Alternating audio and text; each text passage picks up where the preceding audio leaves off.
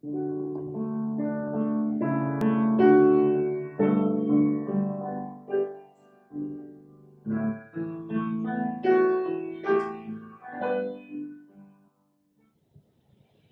pagi Semakara, salam melambi sang siluran Kosolanasa. Ada seorang wanita tua di Rusia yang hidup pada masa ketika Rusia masih dikuasai oleh komunisme.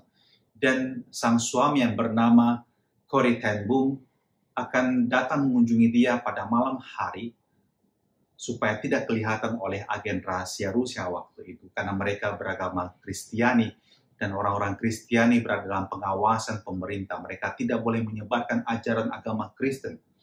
Dan apa yang dibuat oleh suami adalah merawat sang istri pada saat itu. Dan si istri ini mengalami sebuah gangguan cacat pada tubuhnya yang disebut sebagai sklerosis multiple. Dia tidak dapat menggerakkan tubuhnya sama sekali kecuali tangan kanannya dan sebuah jarinya.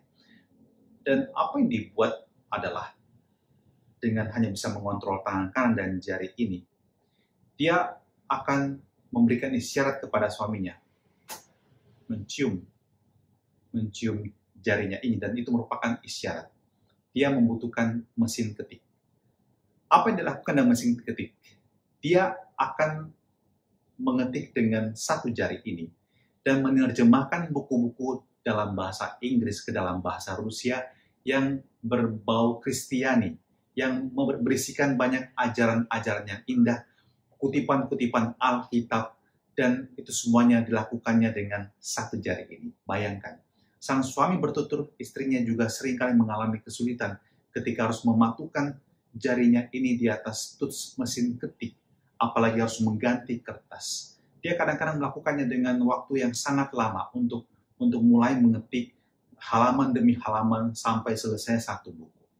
Tetapi yang indah adalah bahwa cara dia melayani Tuhan itu di dalam segala keterbatasannya tersebut sangat super wanita ini.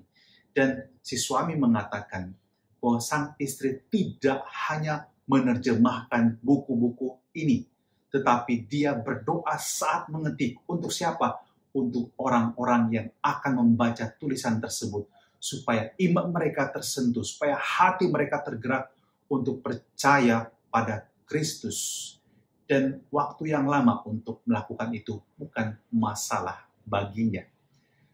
Berapa lama waktu yang kita butuhkan untuk menekuni sesuatu? Mungkin bertahun-tahun lamanya. Kalau orang belajar main piano, dia butuh bertahun-tahun lamanya agar menjadi seorang master dalam piano. Alat musik lain pun demikian. Untuk menjadi penyanyi yang hebat pun Anda butuh waktu. Saya baru lihat sebuah video di YouTube yang berkisah mengenai anak 10 tahun yang tampil di British Got Talent, dan dia memukau semua penonton, juga termasuk para juri. Tapi itu juga merupakan bagian. 10 tahun itu pasti ada masa di mana dia belajar menyanyi, mengolah vokalnya dengan baik, dan dia bisa tampil dengan luar biasa seperti itu.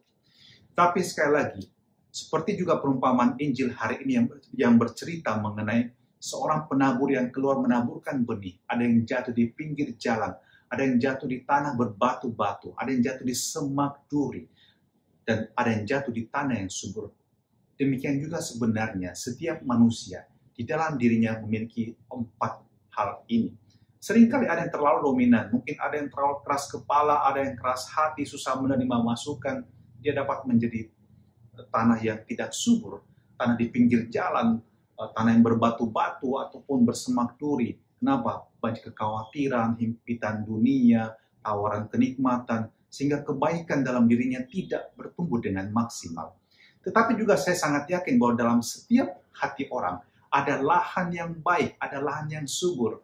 Sejelek-jeleknya seseorang, dia semoga masih memiliki kebaikan, dan saya sangat optimis bahwa kebaikan itu ada meskipun belum mungkin menjadi sebuah kenyataan, baru merupakan sebuah potensi. Tetapi potensi ini dapat bertumbuh menjadi lebih baik. Saya teringat beberapa guru sharing pada saya, ada beberapa anak murid yang mereka kenal ketika di bangku sekolah itu sangat malas, nakal. Tapi kemudian ketika mereka sudah berhasil, mereka ke sekolah dan memperkenalkan dirinya kembali, wow, mereka adalah orang-orang yang sukses.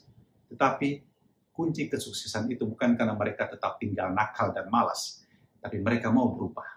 Dan dalam diri anak-anak seperti itu kita bisa melihat juga ternyata ada benih yang baik, yang tumbuh di lahan yang baik, dan mereka kemudian dapat menjadi orang yang kita banggakan. Maka Bapak Ibu Guru sebagai pengajar kita tidak boleh berkecil hati dan berputus asa.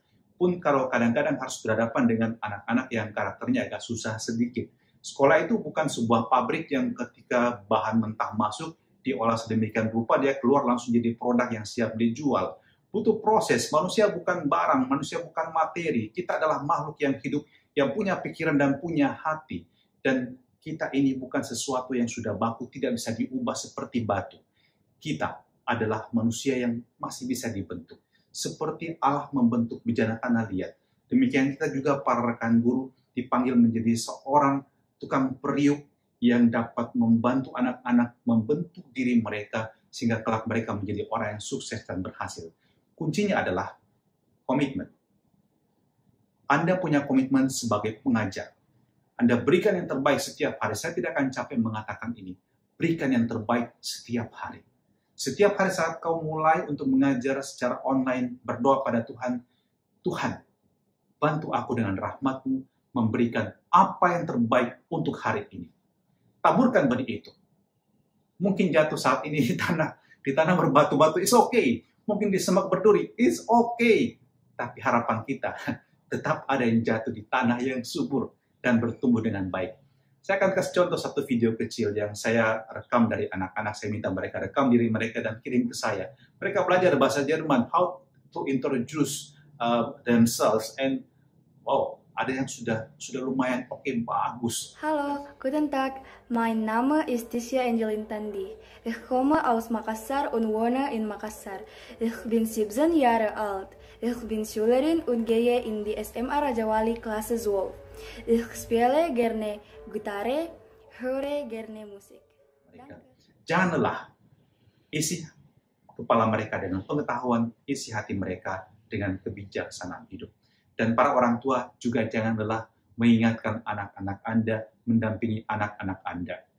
Saya tahu tidak mudah menghadapi teenagers, kadang-kadang mereka keras kepala, keras hati, susah dimengerti, kita kadang-kadang tidak tahu dunia mereka lagi seperti apa, dan cara berpikir mereka juga kadang-kadang membingungkan. Ada juga orang tua yang bahkan sedih, menangis melihat anak mereka kelakuannya semakin tidak sopan, kadang suka membantah orang tua, kadang suka membohongi orang tua. Tapi bersabarlah, tetap dampingi mereka, sebab kalau Anda pergi, mereka tidak punya penabur yang menaburkan benih kebaikan di hati mereka. Dan anak-anak didik Semakara yang terkasih, ketika kalian masuk Semakara, ada tes bakat dan kemampuan. Itu menunjukkan sebenarnya potensi diri kalian. Di masa pandemi ini mungkin Anda bertanya, saya akan kemana? Saya harus bagaimana? Lihat kembali, Anda punya bakat apa? Apa kebutuhan dunia saat ini? Kembangkan dirimu di situ. Kembangkan talentamu. Ada tanah yang subur, di mana semuanya bisa bertumbuh dengan baik dalam dirimu.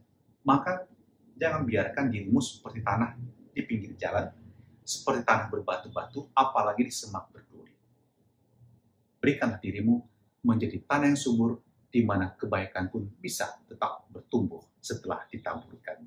Dan ingat, sesulit apapun diri kita, situasinya saat ini, selemah apapun kita bukan manusia yang sempurna, kita banyak kekurangan, tapi kita percaya dalam diri kita tetap dapat melakukan yang terbaik. Seperti wanita dalam cerita saya tadi, dia dapat melakukan yang terbaik dari apa yang dia bisa lakukan, tapi dengan cinta dan komitmen. Mari kita berdoa. Bapa dalam surga, kami bersyukur untuk sabdamu hari ini. Engkau tidak pernah lelah dengan kami manusia. Engkau tetap berkenan menaburkan benih sabdamu ke dalam hati kami. Dan kami belajar dari kekuatan kasih-Mu, dari komitmen-Mu sendiri.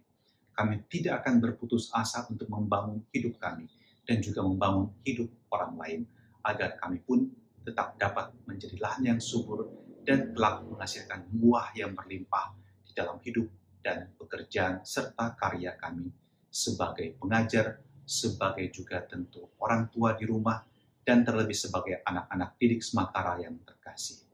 Dan turunkanlah berkat-Mu yang Maha Kuasa atas suster kepala sekolah, atas Bapak Ibu guru, para staf pegawai, anak-anak didik Semakara yang terkasih bersama dengan orang tua mereka di rumah dan saudara-saudara mereka, serta seluruh proses belajar mengajar kami sepanjang hari ini, dalam nama Bapa dan Putra dan Roh Kudus. Amin. Semangat Semakara. Tschüss. Ich wünsche euch ein schönes Wochenende. Bis Montag. Ciao.